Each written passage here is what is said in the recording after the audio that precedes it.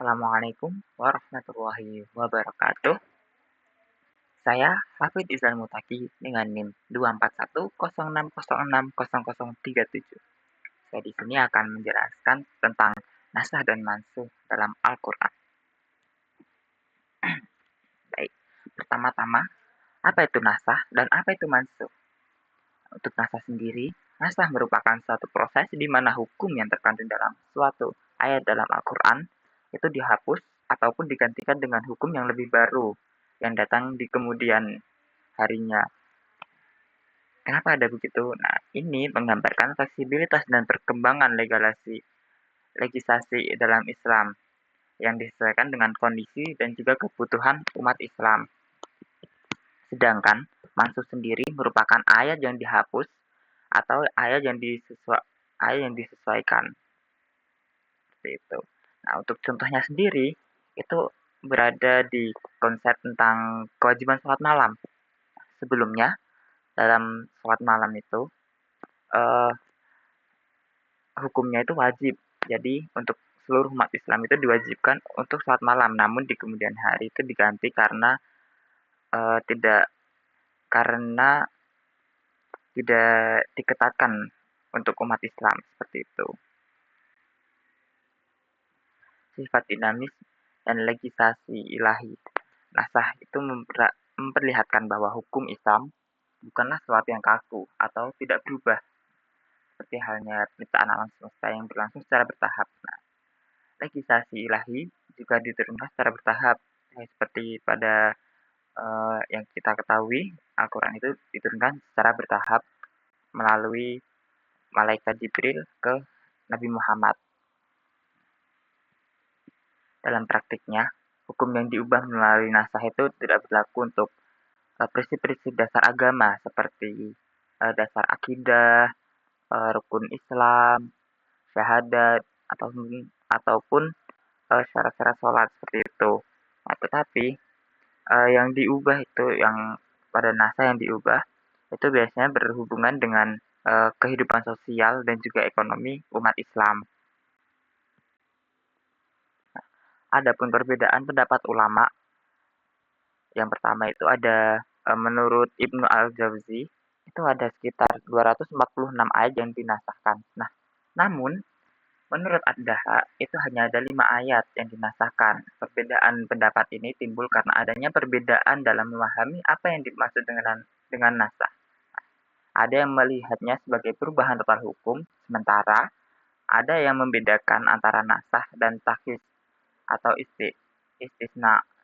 Oleh karena itu, perbedaan interpretasi di kalangan ulama menjadi salah satu aspek yang menarik dalam kajian ilmu Al-Quran.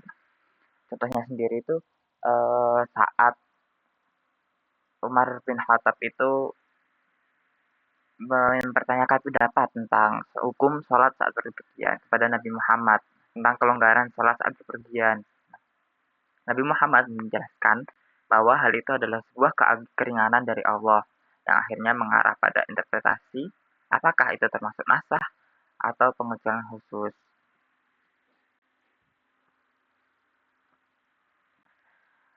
Apa sih pengaruh nasah dalam hukum Islam? Nasah memperlihatkan bagaimana hukum-hukum tertentu itu dalam Islam dapat diubah atau digantikan dengan ayat-ayat yang baru yang datang kemudian.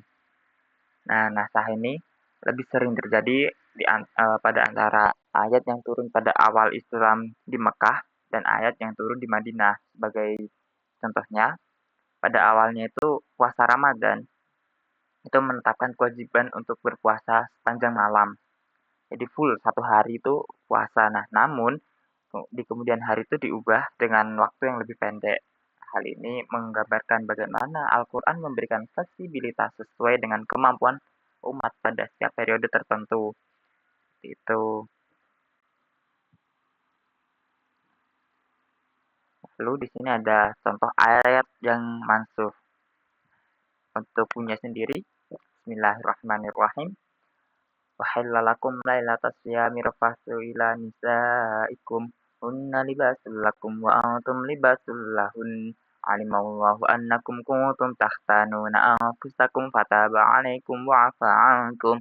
فالآن باشروهن وابتغوا ما كتب الله لكم فكلوا واشربوا حتى يتبين لكم الخيط الأبيض من الخيط الأسود من الفجر ثم أتموا الصيام إلى الليل ولا تباشروهن وأنتم عاكفون في المساجد تلك حدود الله فلا تقربوها كذلك يبين الله آياته للناس لعلهم يتقون. Yang berarti ayat surah Al-Baqarah ayat 187 tentang puasa Ramadan, yang berarti yang awalnya itu berisi aturan-aturan yang lebih ketat seperti larangan untuk makan ataupun larangan untuk berhubungan badan sepanjang malam, yang kemudian digantikan dengan aturan yang lebih fleksibel, yaitu makan dan juga berhubungan badan itu diperbolehkan selama malam hari pada bulan Ramadan. Nah, dalam perspektif fikih dan juga dakwah, nah tidak hanya berhubungan dengan penghapusan ayat ataupun penghapusan hukum, tapi juga berperan dalam proses dakwah dan penerapan fikih dalam kehidupan sehari-hari. Dalam fikih, hukum ditetapkan secara jelas dan juga ketat.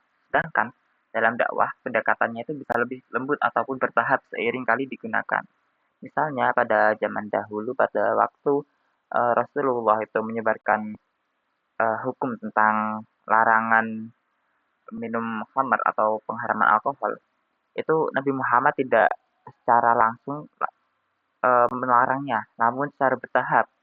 Mulai dari sholatnya itu tidak sah jika dalam posisi mabuk, lalu dan sebagainya, sampai pada akhirnya alkohol atau khamr itu diharapkan sepenuhnya oleh umat Islam seperti itu.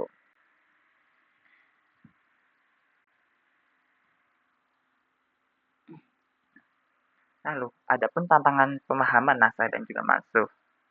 Banyak umat Islam, khususnya yang awam, mungkin merasa sulit untuk memahami konsep apa sih itu naskah dan mansuh, yang terkadang membuat mereka itu menolak perubahan-perubahan dalam hukum yang berlaku. Ketidakpahaman ini seringkali disebabkan oleh kurangnya pengetahuan mengenai ilmu-ilmu keislaman yang mengarah kepada kesalahan penafsiran terhadap ayat Al-Quran. Nah, dan itu adapun juga kelompok-kelompok yang menolak konsep nasadana karena mereka beranggapan bahwa hukum-hukum yang ada itu bersifat tetap dan juga tidak berubah. Hal ini menunjukkan betapa pentingnya sih pendidikan agama yang tepat agar masyarakat dapat memahami perubahan dalam hukum Islam dengan lebih baik. Salah satu hikmah utama dari naskah adalah untuk memastikan bahwa hukum-hukum yang ada dalam agama Islam ini itu bersifat relevan atau dan juga bersifat dinamis. Jadi eh, hukum-hukum yang ada dalam agama Islam itu bisa tetap relevan dengan perubahan zaman dan juga perkembangan umat manusia. Proses ini juga berfungsi sebagai ujian keimanan bagi umat Islam. Ketika Allah menghapus atau mengubah suatu hukum, umat Islam diuji untuk menerima perubahan tersebut, walau terkadang hal tersebut tampak sulit ataupun tidak logis. Contoh contoh yang baik yang ada adalah dalam kisahnya Abu Bakar yang tetap teguh pada keyakinannya mengenai perjalanan Isra dan Mi'raj Nabi Muhammad. Walaupun pada waktu itu terdengar mustahil bagi orang-orang kafir Quraisy, namun Abu Bakar tetap mempercayai dan juga teguh pada keyakinannya. Naskah juga berfungsi untuk menguji sejauh mana keimanan seseorang dalam menerima ketetapan Allah yang kadang tidak dapat dipahami secara rasional atau logika. Jazakumullah khairan. Terima kasih. Semoga Allah melimpahkan kebaikan kepada kita semua. Sekian dari saya. Assalamualaikum warahmatullahi wabarakatuh.